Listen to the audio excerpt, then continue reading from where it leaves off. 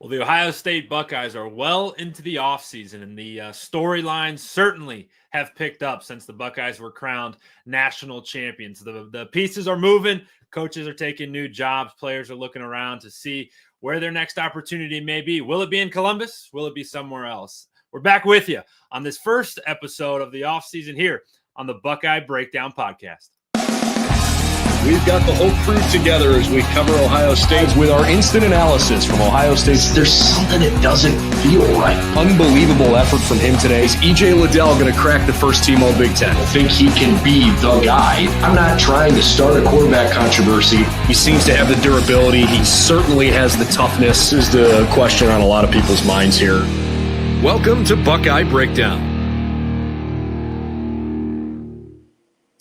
And welcome in, everybody, to another episode of the Buckeye Breakdown Podcast. Anthony Moeglin alongside my partner and former Buckeye, Kevin Woidke. And Kevin, it has been a heck of a month here. We're, I guess, maybe not quite a full month since the Ohio State Buckeyes were crowned national champions back on January the 20th. And since then, a lot has happened. It's funny. You talk about the NFL, about how the storylines always are showing up and there's stuff to talk about all the time. And now that kind of has seeped into the college game, and Ohio State was at the top, or they're at the top of the mountain. They completed one of the best runs, one of the greatest postseason runs you'll ever see in all of college sports, certainly in all of college football to this point. And since then, Kev, a lot has changed, some for the good, and some potentially for the bad. But to start, man, how's it's been a couple weeks. We've been processing a national championship. How you doing? How's it feel that the Buckeyes are reigning supreme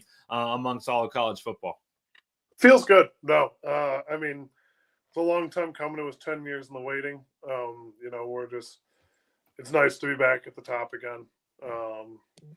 Would have liked to have maybe one less loss on that trip to the top, but here we are. It was fun to watch. It was really fun to watch these guys kind of wake up and listen to the stories over the course of the last couple months where they didn't wake up really after their Michigan game. It was more when they saw the orange in the Ohio Stadium. That's when they all really locked in. And like, no one's giving us a shot. And then they blew out Tennessee. And then comes to find out that they were using the fact that Oregon needed 12 players to beat that offense. And Chip Kelly was saying, hey, that's what you guys need to beat us. It's amazing what'll happen when you have to play us 11 on 11. So that gave the players more confidence. It was just fun to hear all the little tidbits that go into the motivation, because I've been on the other side of that. I've heard those types of motivations before. It's just funny to listen to it from a fan's perspective as they're starting to seep out. Yeah, no doubt about it. And one of the things that kind of stands out to me as some of those storylines kind of come to the surface is how this group just kind of looked internally, right? You know, it was really loud. You know, it was loud from a lot of places. I certainly had my criticisms. A lot of people shared in that after that Michigan loss, team up north, and you know, Ryan Day was being questioned, the team was being questioned. They had that ugly scene at the end of the game where there was that little bit of a fight and that little bit of a skirmish, and they kind of just turned internal and just said, screw the outside. We're going to leave the outside. And the only people who are important here are the ones in this room. They talk about that. It's funny. They're calling it that players only meeting, right? With Coach Day. I think that cracks me up every single time, but still really good to just sit down. And Jack Sawyer tells it really well, or told it really well, that, you know, a lot of truths were told in that meeting, and it led to something crazy. And I found myself last night during that Super Bowl game thinking about that Oregon game out in Pasadena, because as you remember last night, Philadelphia gets up 31-0 or whatever the heck it was. And, you know, the last time you kind of felt such a lopsided game in a big moment was when Ohio State was playing Oregon, right? You think back to how everybody talked into going into that game, how this was probably the national championship, right? Whoever was going to come out of that a victor had a decent road to be crowned national champs. And we blinked and Ohio State was up 34-0, and you're looking around and you're like, holy cow, they're going to win this game by 80 points. And then you think back to, like you said, that Tennessee game, then you go to that Oregon game, then you go to the Texas game with the miracle, that miracle goal to go stop that ended with the Jack Sawyer play, and then that game against Notre Dame. And all of those memories, we talk about it in just a minute here, but all those memories lining up together, man, that run, I don't know how you're going to top it. Obviously, in this day and age in college football, they're going to have opportunity to. But what Ohio State did to kind of set that bar, dude, was pretty darn special. Absolutely. They, they set the narrative for they did it in 2014 for the first CFP, the number 4 seed coming in and winning the whole thing after blowing out Wisconsin. Basically had to play 3 playoff games again. And then now it's excuse me, sorry. Let's see, I needed the water. Now, they said it again. They had the hardest track. They played the hardest teams on the way in, and that's what happens. I think they're probably going to change the formats. That it'll be impressive. If you want to do that type of run again, you're going to have to play as the 12 seed and just keep winning. Mm-hmm. But that was 100% when people were talking, bring down the bracket, the hardest route, and they left no doubt. It was special stuff. And as you look back on it, certainly will be filled with fond memories. What an unbelievable season. But as football always does, turns the page, right? You turn the page last night to just the entire next year, right? There's no more NFL, there's no more high school, no more college. Everyone's looking forward to the 2025 season, and so are the Ohio State Buckeyes. And the best part about football is everybody starts at 0-0, right? There's no, just because you won the national title doesn't mean you get, a 3-game lead on everybody heading into the year. You're 0-0, just like everybody else. And for Ohio State, some of the positive stuff that have happened since they hoisted that trophy just 3 short weeks ago was that Ryan Day inked a deal to stay long term as the head coach at Ohio State. You got the numbers on your side. Just an exciting move for the Buckeyes to lock up Ryan Day, a guy who's proven to be one of the best winners in all of college football, is one of the top 3 winning percentage of all time, and now has that elusive national championship to go along with it. Yeah, it was, according to ESPN, we're looking at $12.5 million annually. It's a payday, man. And total annual compensation, which will be his base salary. I don't know if that means over 7 years, his total annual compensation will be $12.5 million. Who knows? I just know he got $1 million bonus to win that national championship. You ink the guy. I said it on this podcast. I trusted him. Didn't really trust some of the other coaches, but it was just. You secured the guy. He's him, Coach Mick. They drive the bus. Those two are they're leading from the front, and they obviously have it right. They've lost. What's his record over his coaching career? Is crazy. He's got an 87.5 win percentage. That's just who he is. 70-10 for every 7 games he wins, he loses 1. That's amazing. That's crazy. Over 6 seasons. That's nuts. Some coaches, I was telling people, who else are you going to find like that? No. Oregon would die for that. Tennessee, are you kidding me? Texas. There's so many teams that are so diehard, so passionate for their teams, for their fans. FSU, I don't even know what an FSU fan would do to have that kind of run over 6 years. With the years they've had, it's just USC, all these blue chip, blue blood that are looking around, and that shows how, Coach Myers said it on his podcast, how crazy Ohio State fans are. You know what you're coming into. They have the highest of expectations, and you ink this guy. He knows what it takes to win. The next thing is, he's got to win the game. He's not going anywhere. He's won his national championship. He's going to want to win multiple more over his time, but he's got to take a step back and realize, okay, I didn't run the ball against Tennessee when their interior defensive line was the best. I didn't run the ball against Oregon that too many times when their interior defensive line was the best. Texas, he outsmarted him and Chip Kelly outsmarted every defense they played. And then Mm-hmm. that's what he needs to do. He is one of the smartest coaches in the country. He needs to do that against North in November. And then once that happens, I couldn't imagine. I mean, this national championship probably lifted 99.99% of the weight off his shoulder, but I mean, he's still got that 0.01% from this game that he wants to win. We won it in 2019, would have won it in 2020 if they played the game. Mm-hmm. And then the best that ever happened was they washed that taste out of their mouth for the team at North, and they've won 2 years, and then the last 2 years they've actually won. I mean, that's just the reality situation. They've beaten us the last 2 years. They're the better team last year. They weren't this past year, and they still beat us. I don't know what's going to happen to them. That's something that, based on what I'm reading online and all that stuff, I don't even want to know what's going to happen to them from the NCAA's perspective, as they found every bit of evidence.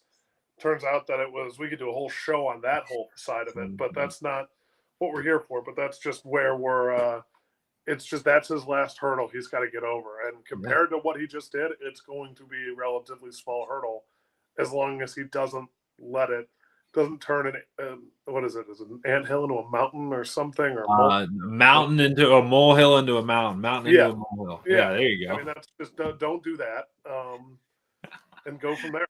It's amazing. No, you hit it right on the head, right? That's the last thing that he's got to do. And his resume is a joke, man. I mean, he's never had a season with more than 2 losses, right? He's had 2 losses the last 4 years, right? 2021 he had 2, 22 he had 2, 23 he had 2, and this last year he had 2. 3 of those losses in those seasons was a loss in the Fiesta, a loss in the Peach, and a loss in the Cotton Bowl. And remember, that Cotton Bowl loss last year was pretty much just a throwaway game that nobody played in. It was just disappointing, and it's just funny. It's funny, man. It's funny to think, like, a year removed from this 12-team playoff, we're having a totally different conversation, because Ohio State loses that game at the end of the year. They don't make the playoff. You don't know what happens after that, because, you talk about firing the guy, but just to your point, like, who are you going to get that's better, right? Who's the option? If you're going to say fire him, give me an option. Don't just give me a problem. Give me a solution with your problem. And I'd say that'd be pretty hard. But, had that 12-team playoff not been there, you never know what that conversation is. But the nice part is the 12-team playoff was there, and he was able to orchestrate one of the best four-game stretches you'll ever see in all of college football. But you couldn't be happier for the guy. I was down there at the trophy ceremony thing on that Sunday following the national title game, and you could just see the emotion just let off of him. The weight just let off his shoulders. He was excited. His family was excited. Obviously, they've been through a lot. We don't have to talk about any of that, but just really cool for him to get to the mountaintop somewhere that, you talk about coaches, and oftentimes we don't really dig into their past. But I mean, to start being a head coach, or to start being a coach at all, there's some tough days. There's some days where you open that bank account app on your phone, or I guess in his age, like look at how much money's in that bank account. There's nothing there. You're sleeping on couches. You're just trying to make ends meet any way that you possibly can.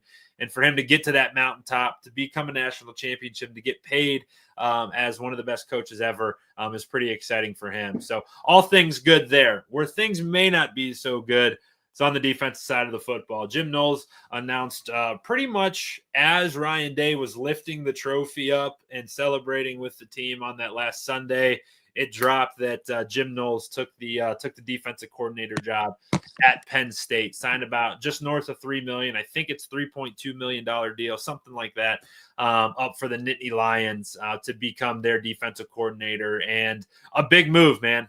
This Ohio State defense was lethal. It was impossible to move the football against. It was a veteran group, so you're going to lose a lot from a player perspective. But all those young guys who had been kind of developing under Jim Knowles now are going to have a fresh face come to town, because Knowles has hit the road and is heading to Happy Valley. I mean, yeah, he's from Philly. I don't know. He's basically, we touched on it, that Cotton Bowl, which was a consolation prize for us, and it was Missouri's Super Bowl. Mm-hmm. He's basically playing with that defense this year, and it takes him. I mean, it took him how many years? 2-3 years to get the Ohio State defense to what he had at Oklahoma State. Mm-hmm. But he was playing with the best kids in our conference. Now he's going up against I don't know. I don't understand the move. I truly don't. I feel like you're taking not just one, but like 3 steps backwards to try and turn around. Only thing that makes sense is if he's the coach in waiting for when they get rid of Franklin. But maybe that's the only thing that makes sense to me about why he would take this opportunity. There was some rumors about what was going on internally. I don't have any confirmation. I don't know anything about that. So I don't know if that played a role or anything. It's basically Twitter fake. But yeah, I would add too to that, man. It's like you see it a lot in the NFL, right? Where it's business first, right? Where the guys are like, hey, they got to do what's right for their business. They got to do what's right for their family. They got to make the most money. And now that's kind of just seeped into college football, whether you like it or not, whatever your stance is on it. It's just the truth of the matter is that, money talks now. And in college football, they don't care about it anymore. They don't have to shy around about it. He got an opportunity to make $3 million a year as a defensive coordinator. That's a hell of a gig, man. And he's pretty darn good at it. And for Penn State, their eyes are kind of on the national title or bust. It's kind of got a similar mentality where a lot of their guys are coming back and, they're pushing all their chips into the middle. But what's interesting, I think, for Ohio State is as you move past a guy like Jim Knowles, it's kind of, it's not challenging, right? You got to find the right guy and you got to search in the right areas. But, when a new coach comes in and gets a group of guys that he didn't recruit, these kids don't know, in this new age of college football, say you're a guy, well, let's just use Caleb Downs, for example, one of the best players in all of college football. If you don't agree with who you bring in, some rumors are floating around that Matt Patricia is going to be interviewing or whomever. If you don't agree with who you bring in, there's nothing stopping him from throwing his name in that portal and being gone. And, maybe he goes to Penn State. Maybe he does. That's not me saying that I'm hearing any of that stuff, but maybe he goes somewhere else, and it's going to be an interesting world. And it's a really important hire. If you're Ryan Day, it's somebody that you have to nail because not only does they have to be a really great coach to continue the success that you built, but it's got to be a guy that your guys buy into and really like. And that's going to be a really fine line to balance. Yeah, it'll be an interesting way they do it. I mean, if you bring in Matt Patricia, I don't know. I didn't hear that. If that is what's happening, I saw it on Twitter. It may or may not be a thing. No. But yeah, just like he's a seasoned coach. He knows. I think that's what drew Caleb Downs to Ohio State it wasn't a question mark of a coach. That's what he did. And I don't think him moving again to Penn State, that kid's making a business decision as well. Oh yeah. And I don't think Penn State has the NIL platform to afford someone like Caleb Downs. I mean, it's going to be a hard reset in 2-3 years for even our NIL bank account after all the people we have to pay and go through. It'll just be interesting. I don't really know. I don't think Penn State. I think it's less than a lateral move to do it. Yeah. I just don't. I don't get it. It's an interesting move and one that's gonna kind of prove dividends. And we'll see how Ohio State's able to handle it. How Penn State handles it as well. What are they gonna look like come next year when they come to? I don't even know the schedule. Typically, they would just come to Ohio State. Now that there's 100 teams in the Big Ten, don't even know where they go, what they do. But regardless, a big move, a huge chess piece, certainly in the Big Ten, in the national landscape overall. And another big one was on the other side of the football. Chip Kelly, the offensive coordinator for Ohio State, had an awesome year, put one together, after once he kind of got his footing. And I guess really after that Michigan game, really showed everybody what he's capable of. You don't know what was on the inner workings of that, who was kind of controlling the sticks, who was making the calls, but whatever happened after November 20th was certainly something that, November 30th, but was certainly something that stood out in a big way as Ohio State's offense was unstoppable. And they were, Will Howard made a comment late in the season, how well prepared he was to attack defenses. And now Chip Kelly gets an opportunity, go back to the NFL and join the Oakland Raiders and continue his career progression. So now Ohio State, their response, Brian Hartline moves up and becomes the offensive coordinator. Good move, I think, in my opinion, Kev, to kind of reset that offense there. Yeah, he moved up to OC. Keenan Bailey moved up to co-OC, I think I read. What a climb he's had. I mean, when I was there, he was a GA, and he's just stuck around and kept plugging away, kept going. I think he even started as like an intern. I don't even know, but he's just worked his way up. He was never my coach, so I didn't really know him in terms of like my position coach. I mean, he was always working with the tight ends and stuff, so I saw him around. But I mean, him and Coach Hartline were very close. He worked with receivers for part of his time there as well before he moved over to tight ends coach. I mean, it's really cool. I think that was the necessary thing they had to do, and not had to do, but should have done. Yeah. I think it'll just be interesting to see how Hartline does calling plays. I mean, he was so good at recruiting and so good at just like coaching receivers. Yeah. He was going to get. It was just a natural progression for him to move up to this spot.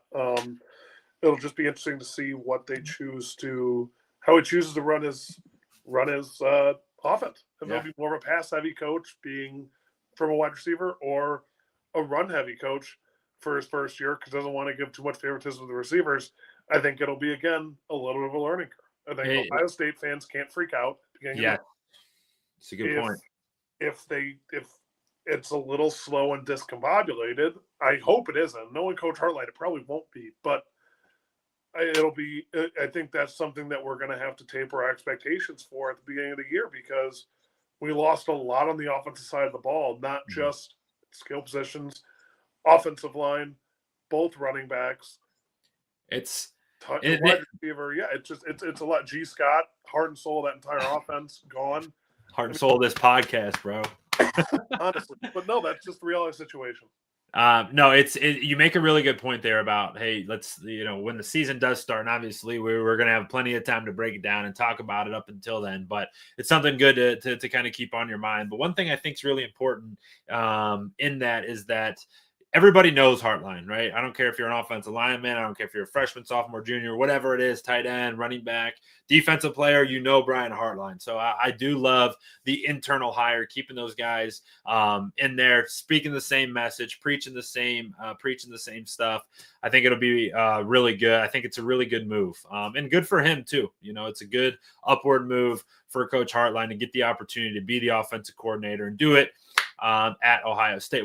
A move that was big, Kevin. We can riff on this for just a second here. But Justin Fry also goes to the NFL. He takes a job with the Arizona Cardinals to become their offensive line coach. Now that one's big, in my opinion, for a lot of reasons. But one of those was it got really loud around Coach Fry for a lot of reasons, right? Some warranted, some maybe not.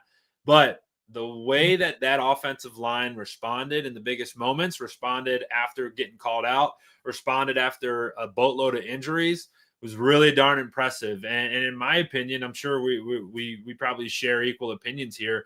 Donovan Jackson and like was probably the MVP of the team. If you don't have that left tackle secured, guess what? You're not going on no playoff run. And it's a huge credit to those guys, but it's a huge credit to him. And I think the loss of Justin Fry is going to be big, but they do fill it with, and I'm not expecting you to know much about Tyler Bowen other than the fact that he was the former offensive coordinator at Virginia Tech. He takes a step back from title, but goes from Virginia Tech to Ohio State, from offensive coordinator to offensive line coach, a guy that's got a great resume, a great recruiting resume, but he's certainly got some big shoes to fill. Yeah, I mean, I would say what we're trading for, Justin Fry no one ever said that Justin Fry was a bad coach. Justin Fry is the reason he was hired at Ohio State. It's one of the best pure offensive line coaches. Look at what he's produced from a draft standpoint, like just that alone, but he can coach people the position. The problem that everyone had with him was recruiting. We lost out on a lot of Ohio linemen. We lost out on a lot of national linemen that we usually get. And it was interesting to see how, like, the people that showed up, the people that came to Ohio State excelled, and they used it as a platform. But I don't know what it was about the recruiting. It just wasn't there. And I'm hoping this next guy, I don't know a lot about him. I already forgot his name. I apologize. I'm not good with that. But I've read some stuff where he's been a mastermind in recruiting. He's very good at recruiting. I'm just hoping it keeps I'm just hoping he can bring that with him. The people you recruit at Virginia Tech and who you're recruiting against is you're not going after those top tier guys, but you are going after those top tier guys at Ohio State. And I don't know if the sales pitch is different. I work in sales. It's different pitching to a CFO than this pitching to an HR person. I don't know if it's the same thing when you're recruiting kids. Do you recruit a 3-star differently than you recruit a 5-star? Do you recruit a 1-star differently than you recruit a 4-star? Like, I don't know, but that's something he knows, and that's why he's getting paid to do it. I mean, Justin Fry, I don't know if he's getting paid the same. You can look up how much he was making. He was making $1 million a year at Ohio State. I don't know if that's how much he's getting paid as the O-line coach at Arizona, but I think it was natural progression for him. He wanted to move on to the NFL. It made sense. That's an up-and-coming team. Not a lot of expectations in Arizona, so he can kind of grow into the role. Mm-hmm. So that I think that's a perfect step for him. And Kev, he doesn't have to recruit, right? His guys get drafted and they get signed by people who are paid to do that. All he's got to do is get on that board, draw X's and O's, teach guys how to wham block and pull and do all those things, which he's elite out. As far as Bowen goes, just a wild path to get to where he's at. Started at Maryland as a student assistant in 2010.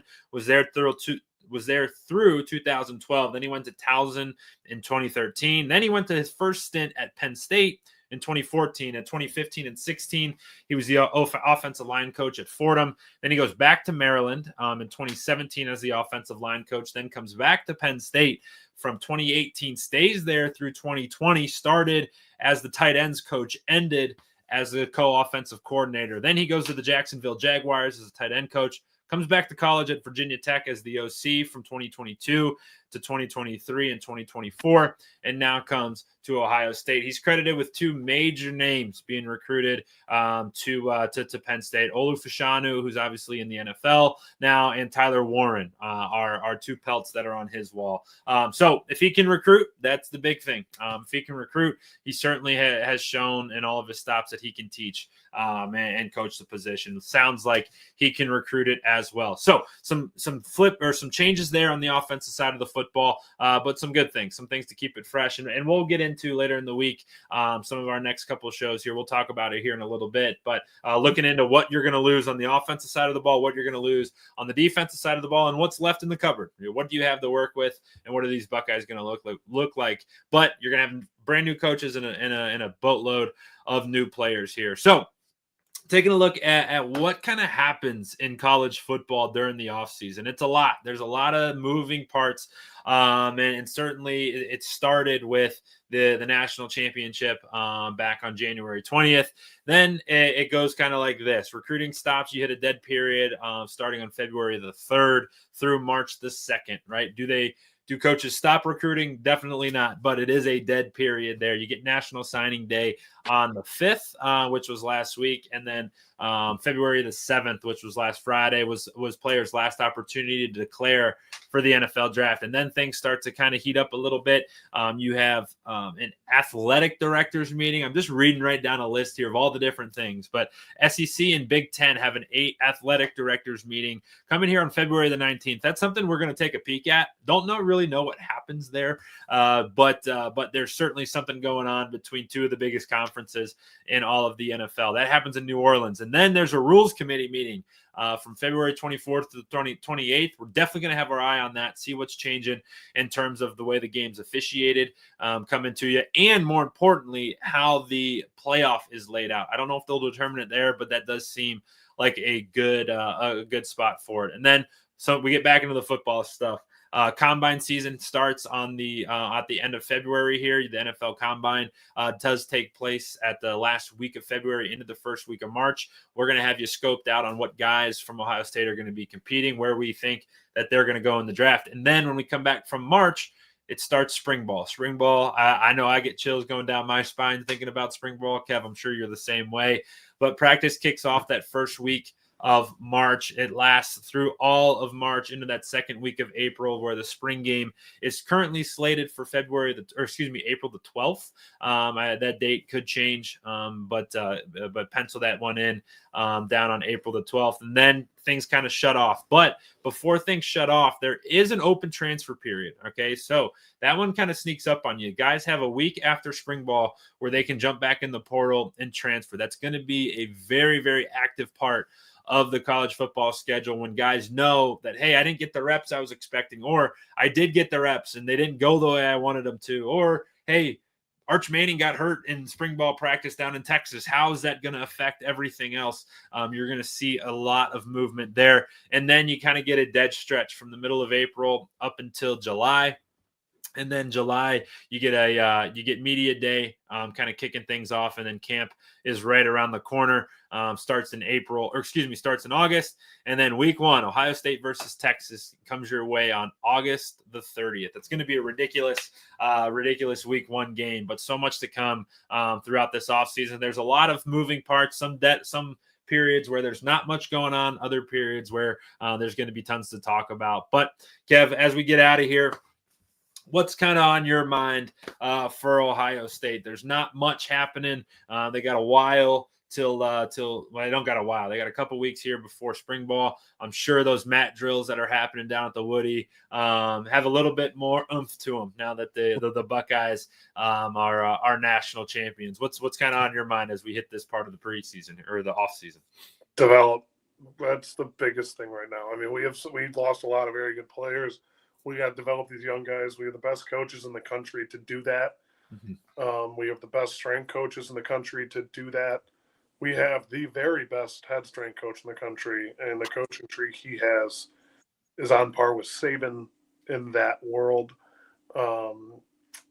It's all development. Just keep developing as much talent as you can, so that when we kick that ball in late August against Texas, we have a very deep team, because we are going to get everybody's best shot, just like the team of North did this year as the defending champs. They're all coming for the crown. You got to get ready. We were blessed this year with injuries outside of the offensive line. We just got killed in the offensive line, but quarterback stayed healthy, our wide receivers stayed healthy, our tight end stayed healthy, our running back stayed healthy, other side of the ball, D-line stayed relatively healthy, linebacker stayed healthy, DB stayed healthy. The only position group that got slaughtered was the offensive line, and the depth there is what saved us. Mm-hmm. That's what we need to do, is develop, because next year, God forbid it's the offensive line again, but there will be another position group that's dragged down with injuries, bogged all the way down. It's going to be next man up mentality we got to develop. I love where your mind's at. And one thing too is when they came off the field and they were talking about, hey, spring ball is in 6 weeks. They were talking about just some things going on. You also have to remember, if they take things a little bit lighter, it's because they had an extra 2 months of practice and preparation for some of those young guys as they went through a very, very long playoff run there. So keep that in mind in terms of that development piece that you spoke about, because I agree with you. It's incredibly important. You're going to be seeing a lot of new faces. One of the blessings about last year was a lot of veteran guys came back.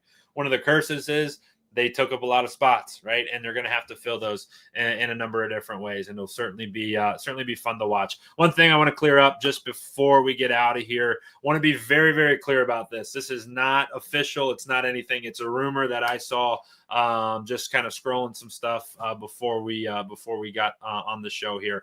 Just a rumor at this point, definitely not official by any stretch of the imagination. So I wanted to be very, very clear about that. Not reporting any news here on the Buckeye Breakdown podcast. But what we are doing is sticking with you all off season. Yes, things kind of slow down, but Kevin and I are going to do our best, whether it's both of us every night, whether it's one of us every night, whether we're in our normal offices, whether Kevin's on a beach somewhere and his backdrop is an ocean or a mountaintop or whatever it may be.